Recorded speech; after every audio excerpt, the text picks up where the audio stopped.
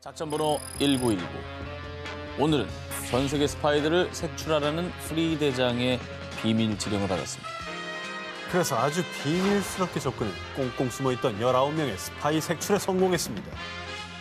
오늘의 특종, 살인면허 스파이 19입니다.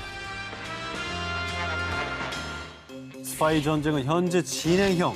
지금도 그들은 사람들이 생각하지 못했던 허점을 노리고 파고들어 보이지 않는 전쟁을 하는 중입니다. 진짜 스파이들의 아찔한 첩보전부, 스파이들의 활약상, 그리고 상상을 초월하는 그들의 반전 정체까지 영화보다 더 영화 같은 스파이들의 이야기가 지금 시작됩니다.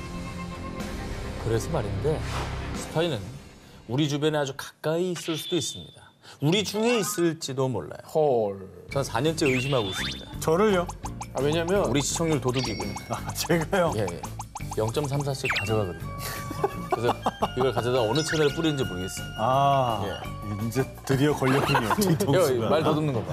아, 말을 더듬어? 더듬어. 왜 그래? 아니야. 저는 오히려 전 기자가 수상합니다. 왜 수상하죠? 왜냐면 쉬는 시간마다 어딘가 전화를 걸어요.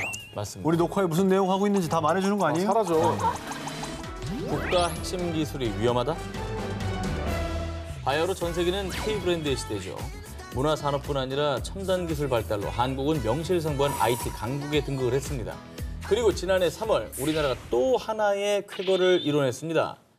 국내 A 업체가 개발한 위그선이 세계 최초로 상용화가 가능하다는 선급 인증을 획득한 것이죠. 아니 위그선은 뭐고 상급 인증은 뭐예요? 자, 이 위그선은요, 일명 물 위를 나는 배입니다. 위그선은 보통 수면으로부터 1m에서 5m 정도 뜬 채로 비행을 하죠. 그리고 시속은 150에서 200km로 기존 선박보다 최대 3, 4배 빠른 속도를 낼 수 있습니다. 예를 들면 현재 4시간가량 소요되는 포항 울릉도 구간을 1시간 만에 주파합니다. 야, 멀미 엄청나잖아, 좋다. 사실. 사실 되게 험한 데인데. 저거 멀미도 안 할 거 아니에요, 저렇게 날아가면. 울릉도 경기를 아예 바꿔놓을 수 있어요. 그러네. 가고 싶어도 이게 너무 험하니까 못 가는 사람 많거든요. 오래 걸려요. 혁명. 그래서 세계 각국이 위그선 개발에 열을 올리고 있는 가운데 국내 A 업체에서는 13년간 500억 원의 연구비를 투자. 그 결과 세계 최초 위그선 상용화 가능성을 증명하는 값진 성과를 이뤄낸 것입니다. 시간도 아끼고 비용 절감도 되고 진짜 그동안 고생하셨습니다. 너무 연구하시느라 힘드셨겠습니다. 그러니까요. 네. 그런데 말입니다. 뭐요? 이렇게 중요한 국가적인 핵심 기술이 산업 스파이의 표적이 되고 있습니다. 실제로 지난 2월 위그선 기술을 빼돌린 이들이 있었습니다. 그들의 정체는 바로 최초 인증을 받았던 A 업체의 퇴직 직원들. 이들은 퇴사 직전 위그선 개발 실험 데이터와 설계 도면 등을 빼돌렸고요. 동종업체를 설립해 해외 업체와 생산을 추진한 사실이 적발된 것입니다. 만약에 위그선 기술이 경쟁국에 온전히 유출됐다면 연구비 500억 원? 아니, 그 이상의 엄청난 피해를 입을 뻔한 사건이었습니다. 연구비 500억은 아마 장난이었을 거예요. 장난이죠. 저걸로 인해 파생되는 산업을 다 뺏기는 건데. 그러니까.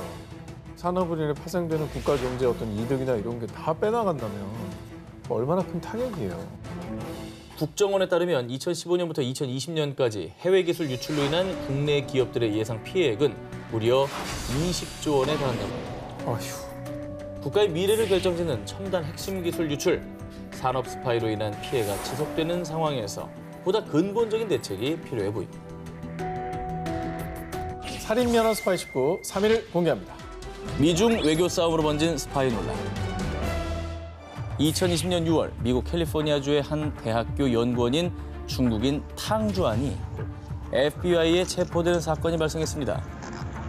당시 FBI는 한 장의 사진 때문에 그녀를 중국 측 스파이로 의심했습니다. 중국 정보부 요원이라고 이미 알고 있는 누군가와 만나는 사진. 하하. 아, 접선하는 그런 거? 그렇지. FBI가 문제 삼은 사진은 바로 이 사진이었습니다. 이게 뭐 증명사진이잖아요.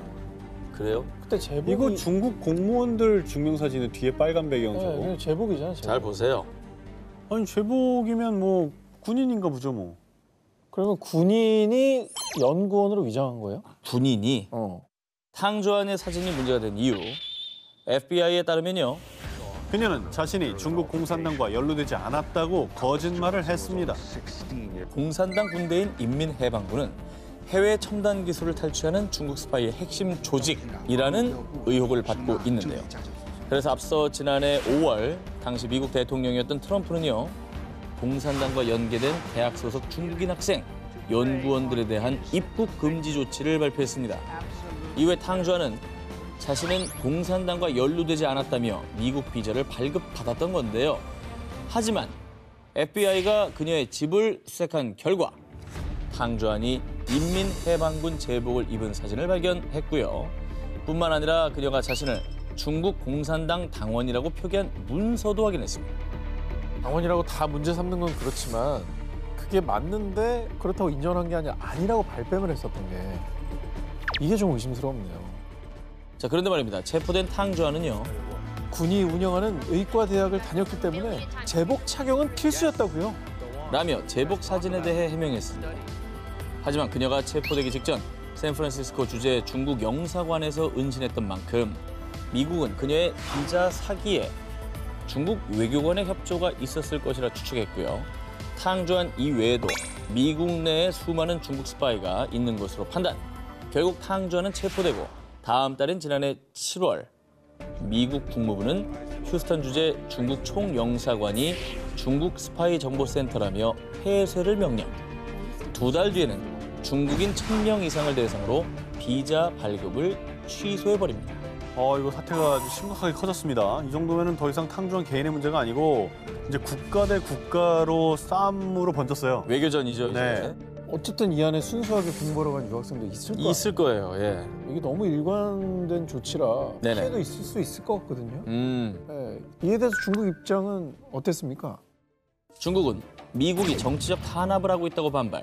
탕주안의 기소를 취하지 않으면 중국 내 미국인을 억류하겠다는 입장을 전했습니다.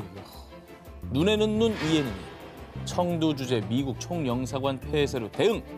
양국의 외교 갈등이 극에 달하며 논란은 여전히 현재 진행 중입니다. 살인면허 스파이 19 1위 후보 헤드라인 공개해 주세요.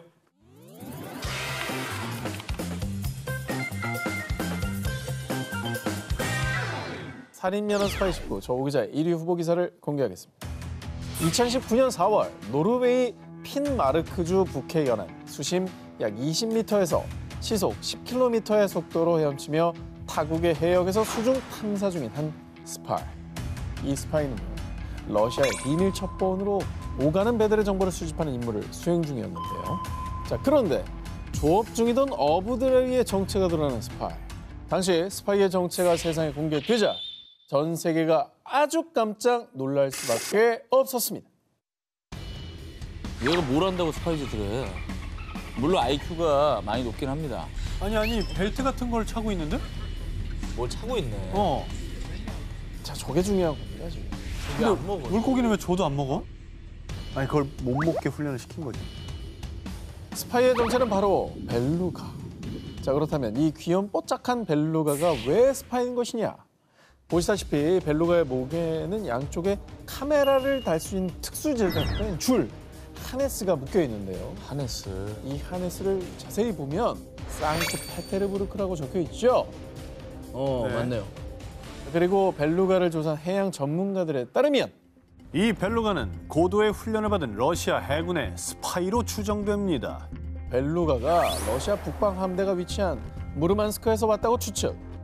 뿐만 아니라 과거 냉전 시대 소련과 미국은 해양 포유류 연구 프로그램을 통해 돌고래들을 훈련시켜왔으며 이 돌고래들을 어뢰 및 위험물체 탐색, 배들에 접근하는 잠수용 적발 등 첩보 작전에 투입해온 점. 그리고 21세기 2003년 이라크 전쟁 당시 미 해군이 돌고래 몸에 카메라를 설치해 첩보 활동을 하는 등 과거부터 현재까지도 군사작전에 돌고래를 이용해온 사례들 때문에 해양 전문가들은 벨루가를 러시아의 스파이로 추측. 하지만 러시아 측은 이에 대해 극구 부인했습니다. 근데 뭐 스스로 지가 이렇게 지느러미로 이렇게 하네스를 넣지는 않았을 거 아니에요. 생각해보세요. 네. 벨루가가 지가 입을 수 있습니까? 못 입어. 아니, 카메라 어떻게 달았지? 누가 채워줘야 되는 거예요. 그렇지. 그러네 진짜. 그럼 어쨌든 뭐 벨루가는 뭐 어쨌든 처벌을 받아야 되는 겁니까? 그 스파이. 정도면 이제 반역죄에 해당되는 거죠. 그렇지. 이제는 벨루가가 스파이 생활을 청산하고 새로운 삶을 살고 있다고 하는데 아 그래요? 노르웨이 측은 벨루가에게 흐말디미르라는 이름까지 지어줬고요. 자유롭게 살 수 있도록 바다에 놓아주었지만 노르웨이 바다가 마음에 들었는가 봅니다. 허발디미르는 노르웨이 인근을 맴돌며 관광객이 떨어뜨린 핸드폰도 줍줍해서 다시 돌려주는데 저도 교육 받은 거야. 아. 이런 걸 빨리 사람한테 주라고. 정보 기계를 전달하는 역할. 당연하지. 이 노르웨이에서 선행을 베풀며 인기 스타로 등극, 스파이 생활 은퇴 후 유유자적한 삶을 즐기고 있다고 합니다.